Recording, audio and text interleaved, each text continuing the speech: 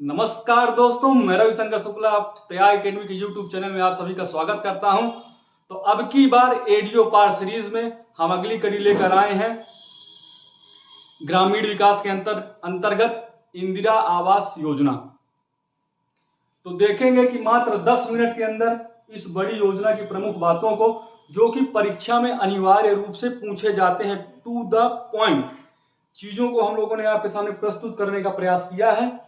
आप ध्यान से शुरू से लेकर लास्ट तक इस वीडियो में बने रहेंगे, तभी चीजें क्या है समझ में आएंगी। मेरा मतलब भरोसा है या दावा है कि यहां से जरूर सवाल बनेंगे। अगर आप पूरे विश्वास के साथ, पूरी निष्ठा के साथ देखते हैं तो मैं उम्मीद करता हूं कि आपके सवाल बिल्कुल भी गलत नहीं होंगे। तो आइए चलते हैं इस योजना के बारे में, हम लोग देखते हैं कि क्या प्रमुख बातें हैं। तो इंदिरा आवास योजना को शॉर्ट में IAY के नाम से भी क्या है हम लोग जानते हैं। तो IA शॉर्ट फॉर्म या शॉर्ट नेम भी हमको जानते रहना है, क्योंकि क्या होता है कभी कभी परीक्षा में IAY करके ही केवल आपसे सवाल पूछ लिया जाएगा, तो इसलिए उसको भी जानना है। इसके बाद हम लोग देखें कि इस योजना की शुरुआत कैसे हुई। तो इस योजना की शुरुआत उप योजना के रूप में हुई, सीधे या इंदिरा आवास योजना के रूप में इसका शुरुआत नहीं हुआ, इसको आपको जानते रहना है। तो उप योजना के रूप में इसकी शुरुआत हुई। तो बात करें हम लोग तो 1985 और 86 में एक योजना शुरू हुई थी, ग्रामीण भूमिहीन रोजगार गारंटी योजना। 1985 और 86 में कौन सी योजना? ग्रामीण भूमिहीन रोजगार गारंटी योजना की शुरुआत हुई, जिसमें उप योजना के रूप में इंदिरा आवास योजना को शुरू किया गया था। इसके बाद 1989 ईस्वी में जवाहर रोजगार योजना, इस दूसरी योजना में भी इसको उप योजना के रूप में इसका शुरुआत हुआ था। आप लोग केवल ध्यान से सुनते रहेंगे, बाद में मैं हट जाऊंगा तो आप इसका स्क्रीनशॉट लेकर रख सकते हैं और बाकी अपने कॉपी में नोट्स बना सकते हैं। तो अभी केवल ध्यान से मेरी बातों को सुनना है, ठीक है। आइए आगे देखते हैं। एक स्वतंत्र योजना के रूप में इसकी शुरुआत 1996 ईस्वी में हुई और इसका नाम रखा इंदिरा आवास योजना। तो इंदिरा आवास योजना एक स्वतंत्र रूप से पूर्ण योजना के रूप में कब प्रारंभ हुई? तो 1 जनवरी 1996 ईस्वी में। इसके प्रारंभिक उद्देश्य की अगर हम लोग बात करें तो प्रारंभिक उद्देश्य में BPL परिवारों, जिसमें शुरुआत में SC, ST और मुक्त बंधुआ मजदूर लोगों के लिए क्या है, जो BPL परिवार हैं, जो गरीबी रेखा से नीचे आते हैं, उनके लिए आवास निर्माण के लिए प्रावधान रखा गया या आवास निर्माण की सुविधा उन्हें प्रदान करी जाएगी।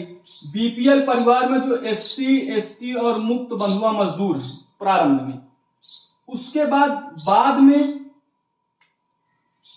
इसमें सभी BPL परिवार के लोगों को शामिल किया गया। तो यह ध्यान रखना है, प्रारंभ में केवल ST, SC और मुक्त बंधुआ मजदूर, फिर बाद में जो ग्रामीण गरीब लोग हैं या BPL परिवार में जो भी शामिल हैं, उन सभी को शामिल किया गया। और कुछ शर्तें क्या है इसमें लाई गई।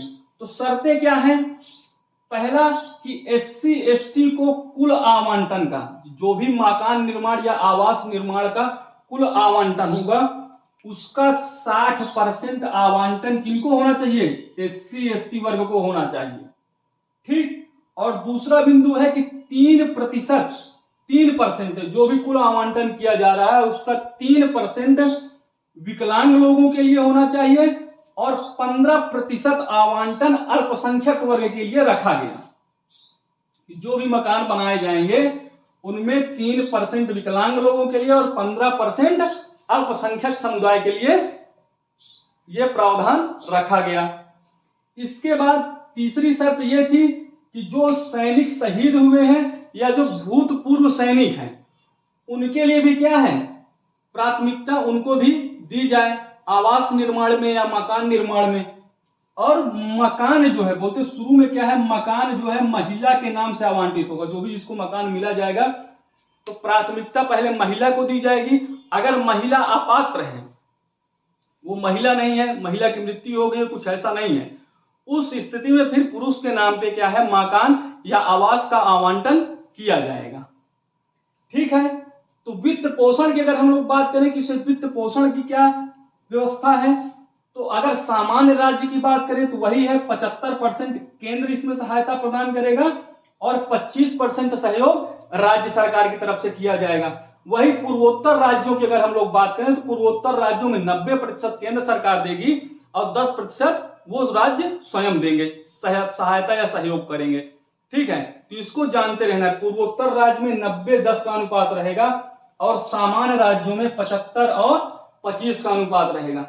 यह हो सकता है आपसे ऐसा भी प्रश्न पूछ सकता है कि पूर्वोत्तर राज्यों में पूर्वोत्तर राज्य ना लिख के आपको लिख दे मिजोरम में, त्रिपुरा में सहयोग का अनुपात कितना रहेगा, वित्तीय पोषण का अनुपात कितना रहेगा, तो उसको आपको जानते रहना है।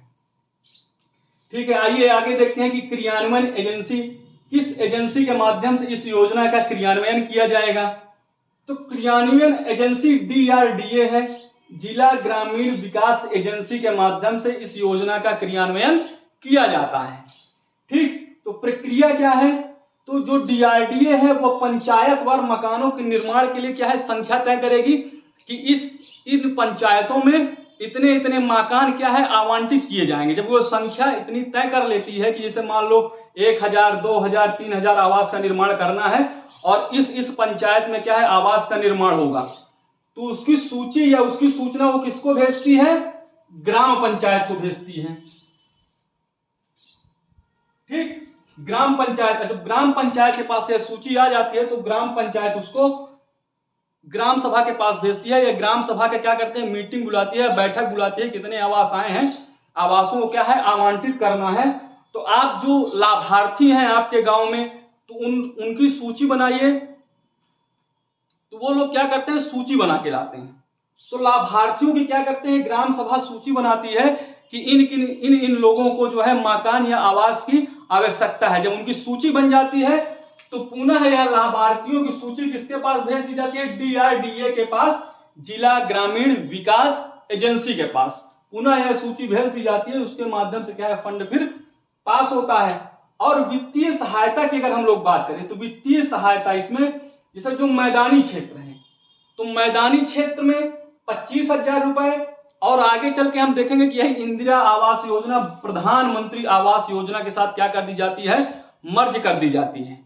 और जब मर्ज कर दी जाती है तो पहले क्या है 25,000 रुपए मिलता था, उसके बाद यह राशि बढ़ा के 45,000 रुपए कर दी जाती है। तो इसको ध्यान रखना है, जब इंदिरा आवास योजना थी तो 25,000 रुपए मिलता था और प्रधानमंत्री आवास योजना के साथ जब यह संबंधित हो गई या मर्ज हो गई तो राशि बढ़ा के 45,000 रुपए कर दी गई। अगर वही दुर्गम और पहाड़ी क्षेत्र है तो यह राशि 87,500 रुपए है। और उसके बाद अगर बाद में प्रधानमंत्री आवास योजना के साथ जब यह मर्ज हुई तो यह राशि जो है 48,500 रुपए हो गई। ठीक, उसके बाद इसमें जैसे कोई कच्चा मकान है वह किसी दुर्घटनावश गिर गया है और खराब हो गया है, क्षतिग्रस्त हो गया है, तो उसके निर्माण के लिए 15,000 रुपए की व्यवस्था है। इसके बाद मकान बनाने की जिम्मेदारी लाभार्थी की स्वयं है। जैसे मनरेगा कार्यक्रम भी शुरुआत हुआ और भी बहुत सारी चीजें हैं तो उनको उसमें मनरेगा के तहत काम भी मिल जाएगा और उनको वह मकान क्या है स्वयं बनाना रहता है। और ठेकेदार को काम देने पर यहाँ पूरी तरह से प्रतिबंध लगाया गया है कि आप ठेकेदार को काम नहीं दे सकते, यह काम आपको खुद करना पड़ेगा, अपना घर स्वयं बनाना पड़ेगा। ठीक है, उसके बाद बात करें तो आप घर में कोई ऐसा कोई डिजाइन नहीं है कि इस डिजाइन से घर बनना चाहिए या ऐसा प्रारूप या ऐसा मॉडल होना चाहिए, ऐसा कुछ नहीं है। हाँ, यह है कि घर में स्वच्छ शौचालय और धुआं रहित चूल्हा होना बहुत ही अनिवार्य है। ठीक है, तो ये प्रमुख बातें हैं। यहीं से लगभग आपके सवाल बनेंगे। तो मेन बिंदुओं को क्या है आपको ध्यान में रखना है। और ऐसे ही महत्वपूर्ण जानकारी प्राप्त करने के लिए हमारे चैनल को जरूर सब्सक्राइब करना है और नियमित रूप से आपको 10 से 20 मिनट 25 मिनट आपको यहाँ पे समय देना है। लक्ष्य एडीओ के लिए हम लोग अभी पंचायती राज और ग्रामीण विकास की सीरीज चला रहे हैं जिसमें मात्र 10 से 15 मिनट के अंदर ऐसे ही महत्वपूर्ण जानकारियां आपको मिलती रहेंगी। तो इसके लिए आपको बेल आइकन मतलब घंटा भी प्रेस कर लेना है ताकि जब भी वीडियो आए तो आपके दिमाग की घंटी बज जाए कि नहीं, अब वो नारा आपके दिमाग में गूंज जाना चाहिए कि अब की बार एडीओ पार। और निश्चित रूप से साथियों आप लोगों को सफलता मिलेगी। बहुत ही महत्वपूर्ण, बहुत ही वैल्यूएबल कंटेंट हम आप लोगों को उपलब्ध करवा रहे हैं कम समय में। तो आप लोग इसका स्क्रीनशॉट ले सकते हैं, इसका स्क्रीनशॉट ले लीजिए। ठीक है दोस्तों, तो हम लोग अगली कड़ी में मिलते हैं। धन्यवाद।